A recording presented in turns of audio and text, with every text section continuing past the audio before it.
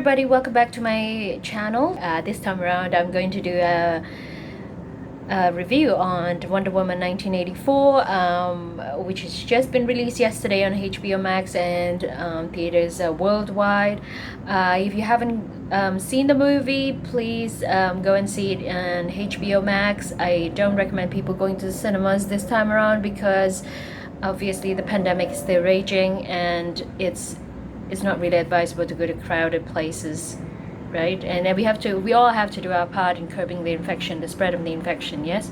So for those of you who are outside the United States, you probably encounter some difficulty in accessing HBO Max. So use VPN so that you can access the website from wherever you are, except if you're not in the US. And also you need a debit or credit card that is tied to a US address, and that's what you need to be able to subscribe to HBO Max. It's only $14.99 per month or something, and be able to stream it in the app. Yeah, stream Wonder Woman in the app. And so unfortunately this video is going to contain some spoilers because I feel it necessary for people who haven't watched it and yet are afraid to go out to watch it and are not able to access it, to not wait too long in knowing what the plot is. So yeah, so I think it's best to do it in a comparative review kind of style as well.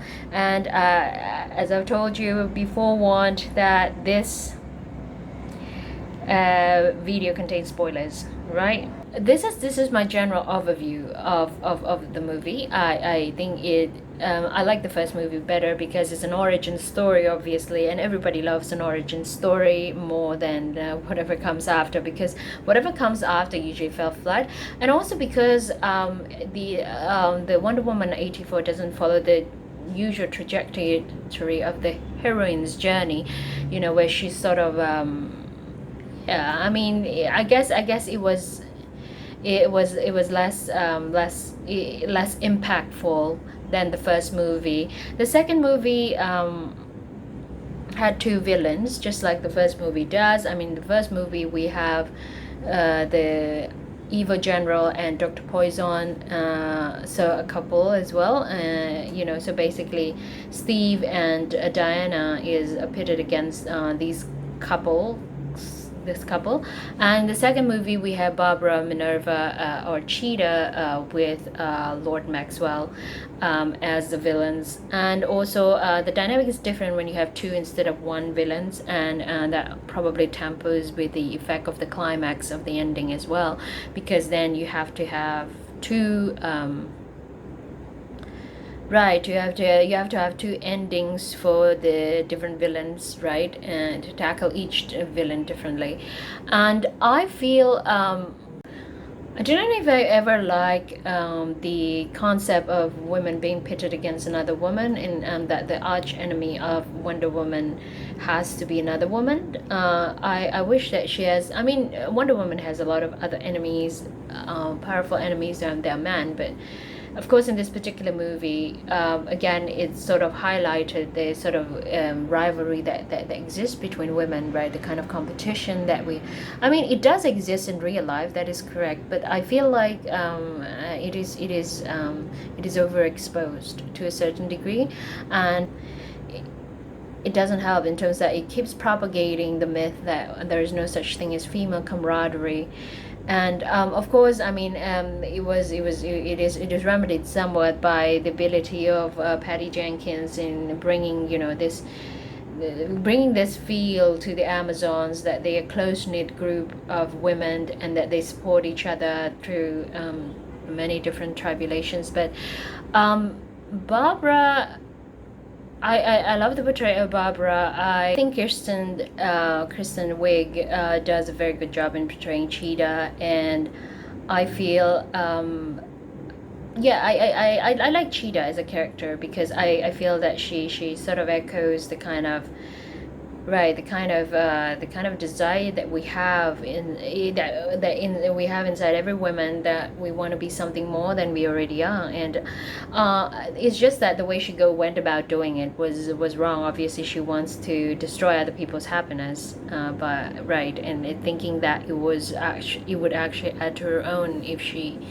right. And I think cheetah itself was chosen because the animal cheetah is the fastest animal in the world, right? I mean, in terms of short sprints, right? So basically, the cheetah is able to catch up with its prey if it's, it's not one for marathons like right, but they are the fastest animal, and if they're doing sprints, they, yeah. I think her story arc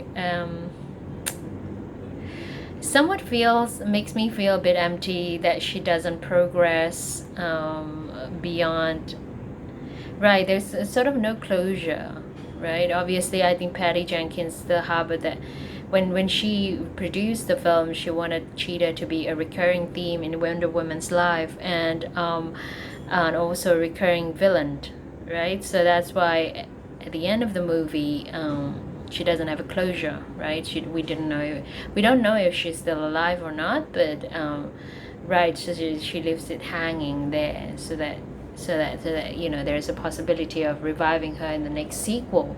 But in terms of Lord Maxwell, I think, yeah, it was, I don't know, the whole twist about the sun thing, and yeah, I think it feels a bit forced, but at the same time it gives closure to that villain, and we want to see no more Lord Maxwell, because he's just not that strong a villain to begin with. I know that he's tied to this whole idea that he can yeah, that he can fulfill everyone's wishes, and this side to the whole idea of bringing back Steve Trevor into Wonder Woman's life. And yeah, I mean, but somehow I feel that he is not, I mean, he's not as good as the Joker, and yeah, and the Joker in Christopher Nolan's movies, now, in terms of the ending itself, I kind of like it. I always like that. Right, we want a HEA for heroin, right? We want to have ever after for a lovely Diana, and I'm glad that she decided to do this whole trope, reincarnation trope.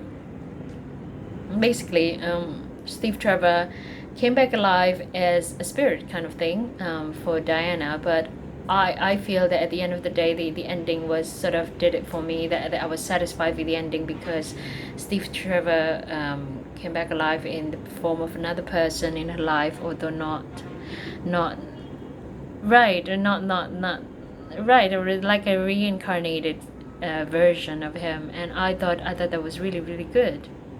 That was really good. That was really what we all want to believe, and what we really want for our heroines, to have her own happy ending, that it might not necessarily be Steve from the past, but she found another man that can replace Steve. And I like that ending, and I think that was what saved the whole movie. So in this video, I'm going to show you several video clips that I've taken and I've borrowed from the 1970s TV series Wonder Woman, and also in 1984 movie. And with one thing that is certain is that we have seen how cinematic technology have progressed throughout the decades, by the kind of visual effects, and also the kind of stories that we decide to tell, through these visual medium. So I feel like we've gone a long way, and at the same time it also changes, with the advent of technology, it changes the kind of stories that we want to tell to the audience, and we definitely see that when we compare. I mean, let's look at this scene where the opening scene of Wonder Woman 1984, and compare it to a scene from 1970s series of the Mascara. where the Amazons trained with Wonder Woman, and you can see about, right. So in terms of the kind of things that we decide to include, it's sort of like it is bereft of imagination. I feel the 1970s version, like basically this episode is titled Bullet and Bracelets, and it showcases the Amazons' ability to deflect bullets with their bracelets, which was assigned to only to Wonder Woman in the most recent movies. But apparently it was actually a power that is possessed by all Amazons. And yeah, so that's basically the what was showcased in in the old series. And yeah, so we have this green field, and you know, the camera is zoning in from one angle only, and you know, it's obviously it's very limited, you know, sort of like it's limited about the kind of things that we can, you know, the kind of abilities or powers that the Amazons can um, the kind of ability and prowess that can be showcased through visual medium. And then if we fast forward to 1984, where we have the opening scene of Wonder Woman 1984, we have this elaborate depictions of what the Amazons can do. So they can ride horses, they even have a sort of like a Quidditch look-alike, where they ride on horses and play a ball game. And yeah, so I mean, we have all sorts of acrobatic moves that can be seen, and also is that the props even looked, you know, real, metallic. I mean, if you compare it with the with in the 1970s, you know, it was very bare. I don't know if it was because of the budget that they can't afford to have better props, or because we haven't advanced enough to sort of yeah, to create better props in the film set. What hasn't changed throughout the years, basically the plausibility of a scene, because obviously, you know, we have moved on to, I mean, the deflecting bullets thing is still there, and obviously you can deflect bullets using. I guess we even when we watch movie, we sort of exercise a suspension of disbelief, right? Because to enjoy the movie, right? Because it is obviously not possible and also it wasn't very practical to have like a wristband made from metal to protect your eyes. It's better to actually have an armor that can cover your whole body from, you know, that can shield your whole body from the rain of bullets. And I think I think it is even though we have progress. I mean, it also if we study the Wonder Woman 1984 carefully, Hollywood hasn't shied away from its usual tradition of making, you know, of make-believes, right? Basically, of like outrageous make-believes. And I mean, things like defying gravity and being able to jump through, you know, like, yeah, to however many meters, feet. And if you look, I'd like you to fast forward to this scene. There's some things that Hollywood kept as a trademark of Wonder Woman prowess, including ability to deflect bullets, and also ability to jump really high, you know, did gravity defying movements. And also in 1984, obviously she has an acquired power, which is flying. And yeah, if you look at this scene, it's basically to these two scenes, like when Diana has finished transforming into Wonder Woman, and then yeah, and then she went to jump over the hedge, over the gate, to basically come to the rescue of some damsel in distress. Or yeah, it's I mean, it actually parallels what was shown in 1984, because yeah, in 1984 she also jumps. But then again, it's still the same concept. And also Hollywood has decided to get rid altogether those, you know, like Sailor Moony kind of it reminds me of Sailor Moon, like the ability of and also Superman does the same thing. I mean, the ability for Diana to change Wonder Woman was signified by her changing clothes and yeah, twirl around it and suddenly have this magical clothes on you instead of the usual ones and instead they all hidden underneath your usual clothes. So I don't know why of all things you decided to get Hollywood decided to get rid of that.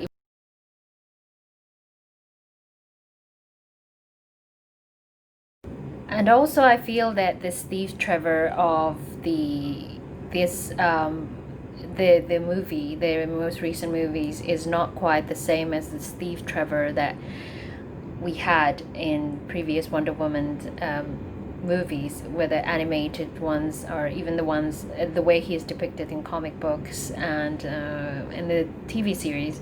Like I mean, the Steve Trevor, Wonder Woman 84 and Wonder Woman the movie is the version of him that is polite and very gentlemanly and very obliging, very yeah. So he's someone who can take a back seat to the female lead without sacrificing his I don't know whether he sacrifices masculinity, but also it also represents a radical change to how we define masculinity in man, and that's Steve Trevor can still have a very important role to play in Wonder Woman movies of recent times, even though he is this really nice guy and who I like that twist, but at the same time there's humor that was foregone in the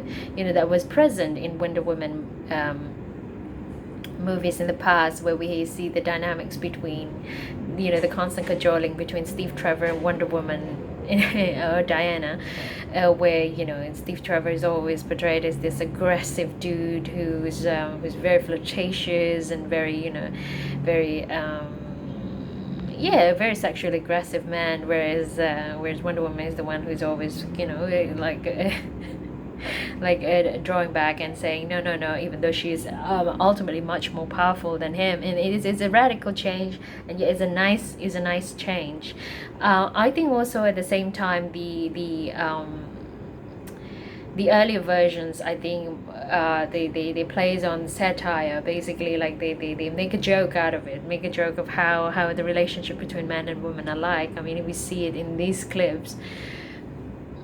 Right, it's like it's almost silly, to the point that it is silly. The kind of things that men do, to sort of get the girls, and yet it is scraped all together in the recent movies that no, we don't court like that anymore. We don't have that kind of courtship anymore, and this is the way we do it. Like it just fall naturally between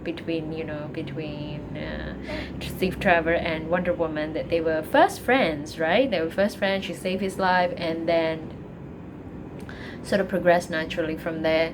And he also doesn't mind if she's more powerful than him, and she's it's actually she's the one who's initiating all the advances. She's the one who's always yeah, well, although it's not implied that she was sexually aggressive, but she was the one who initiated the in turning the relationship into a romantic one, which I thought was good. I thought it was good, and it's sort of like it right, because when that happens, then we don't have that kind of sort of difficulty in distinguishing, if in determining whether there's consent, right? Correct. If the woman is making the advances, well, obviously there is consent. I mean, what I'm saying is that of course there has to be consent from the man, but what I'm trying to say, this is also part of the problem in the past, where a no could, the men don't know how to sort of gauge whether a woman is really interested in him or not, because sometimes when she's saying no, she's actually saying yes, and that's the kind of myth that is propagated in the past. But with this whole new dynamic between Steve Trevor and Wonder Woman, we can see that she was right. He's obviously interested in her, but he doesn't know whether to progress, and it's sort of she who takes the lead and say, okay, yeah, I kind of like you, so let's let's get it on. It's like, I think it's women empowerment in some ways, that they are able to be the one who decide whether the relationship goes on or not, right? And that's a thing of the present, of recent years, only in recent years, and it hasn't happened yet in the past, which is actually brought out to light if you compare these two versions of Wonder Woman. Yeah, and I think it's the whole investment on cinematic experience that I hope it will not go away with the pandemic. Yeah, because it's really quite amazing. I mean, we never thought about it, but the film industry basically created a lot of jobs, and I think that's right. The making of dreams and just sort of illusion, right? So we as human beings have become very advanced storytellers, and we want to tell our stories in many different media, and it is amazing how we've gone so far, right? The kind of money that we invested on stories.